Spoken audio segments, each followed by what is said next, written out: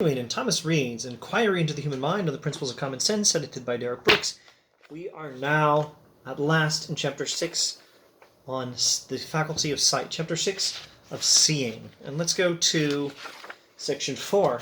That color is a quality of bodies, not a sensation of the mind.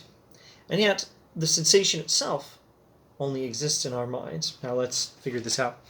By color, all men who have not been tutored by modern philosophy understand not a sensation of the mind, which can have no existence when it is not perceived, but a quality or modification of bodies, which continues to be the same, whether it is seen or not. The scarlet rose, which is before me, is still the scarlet rose when I shut my eyes, and was so at midnight, when no eye saw it.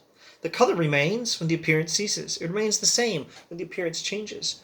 For when I view this scarlet rose through a pair of green spectacles, the appearance is changed, but I do not conceive the color of the rose changed. To a person in the jaundice, it has still another appearance, but he is easily convinced that the change is in his eye and not in the color of the object. I guess I can use examples I have right here in the office. This yellow John Calvin book I happen to have on my shelf is yellow even when no one's looking at it. And if I put on my sunglasses, my goofy big sunglasses that I keep around for talking about Kant, the book looks different to me. And if you happen to be colorblind, or if someone else watching this video is colorblind, or if there's something different about the lighting in your particular screen, in fact, the difference between late at night screens and regular day screens, you know, that UV filter that you can program your phone to turn on late at night, all these things change how it appears to you. But it's still the same color when no one's looking at it. That's common sense. Everyone knows that, who hasn't been corrupted by modern philosophy. The color remains when the appearance ceases. It remains the same when the appearance changes, etc., etc. In particular, the idea, which we have called the appearance of color, suggests the conception and belief of some unknown quality in the body, which occasions the idea. And it is to this quality, and not to the idea, that we give the name of color. The color yellow in this thing is in the thing itself, not in my mind. But what I'm seeing is only in my mind. So you could tell that by the way things look differently to different people. And the way things look differently in different lighting and through different media, like sunglasses. The idea, which we have called the appearance of color, suggests the conception and belief of some unknown quality in the body, which occasions the idea, and this is what we call color.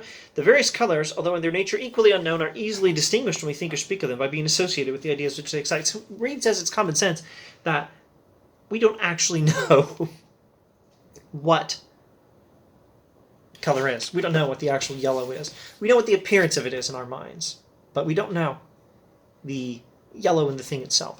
We know that there's some particular quality of this thing that causes us to perceive it in a certain way. But we know from the fact that it appears in different ways to our perception that the appearance is only in the mind, and the color itself, which occasions the appearance, is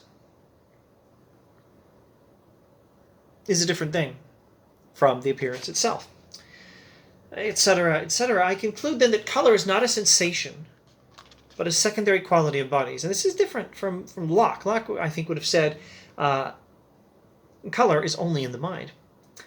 But they're talking about different things. Locke was talking about the sensation. Reid is also talking about the sensation, but he's not calling it color. Color is not a sensation, but a secondary quality of bodies in the sense we've already explained. It is a certain power or virtue in bodies that in fair daylight exhibits to the eye an appearance, which is very familiar to us, although it hath no name. Color differs from other secondary qualities in this, that whereas the name of the quality is sometimes given to the sensation which indicates it, and is occasioned by it, we never, as far as I can judge, give the name of color to the sensation, but to the quality only. Color itself is in the things themselves, and we may sometimes refer to the sensation. We may sometimes refer to the sensation as yellow or red or something like that, but the thing itself, properly speaking, is the only thing we call color. And properly speaking, yellow itself is a thing that exists independently of the mind, outside the mind, and we don't even know what it is. But we do know that it causes these experiences, these appearances, that are only in the mind. And you know they're not the same thing because of the variation. Because person viewing a scarlet rose through a pair of green spectacles, or a yellow Calvin book through a pair of pink spectacles sees something a little bit different than what we see with the naked eye, etc., etc. Okay, so colors exist independently of the mind, and they're secondary qualities, which in this case means that the things themselves, the colors themselves, we don't actually know. But we do know that it's a quality or a characteristic in the thing that causes the perception in us. And the perception itself varies somewhat. The perception is only in the mind. Maybe I should say appearance.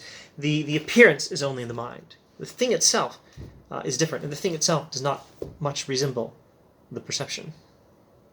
But it's known. The thing itself does not much resemble the experience, or maybe I should say the experience, or the sensation, or the appearance itself does not much resemble the thing itself. My experience of yellow does not resemble the yellow itself, the characteristic, the quality in the book outside the mind. But it is how we know it. And how do we know if it doesn't resemble?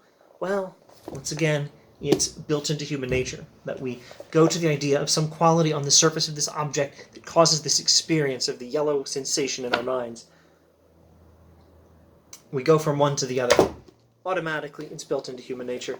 And as a first principle, in the common sense principle, since all reasoning relies on first principles, just take it. You don't need to prove it. But, as usual, as I keep saying, you can give an account of it, which is what the philosophy of Alvin Plantinga sometime later did.